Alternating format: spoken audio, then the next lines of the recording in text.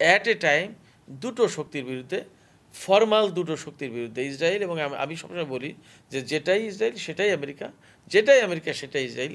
তারপরেও যেহেতু ফর্মালি ইসরায়েলের একটা রূপ আছে, আমেরিকার একটা আলাদা রূপ আছে, অস্তিত্ব আছে, স্বাতন্ত্র আছে, সেই জায়গা থেকে আমি বলবো যে দুটো শক্তির বিরুদ্ধে at the same time Iran যুদ্ধ করেছে।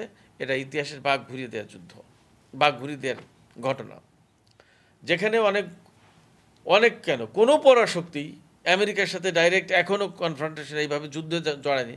সেখানে ইরান দুইবার মার্কিন ঘাঁটিতে হামলা চালালো।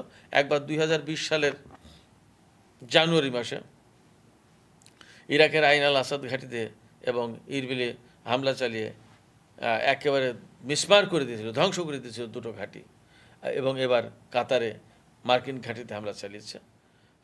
এবং এর গুরুত্বটা ওখানে যে যেখানে ইসরায়েলি অপরাজয় শক্তি, আমেরিকা তো পরের কথা, সেইখানে এই দুটো অপরাজয় শক্তি এবং আমেরিকার মতো পরাশক্তির বিরুদ্ধে ইরান একেবারে বুক টান করে দাঁড়িয়ে একেবারে সাথেই পাল্টা জবাব, এটা এবং প্রকাশ্যে জবাব, এটা অনেক বড় ব্যাপার।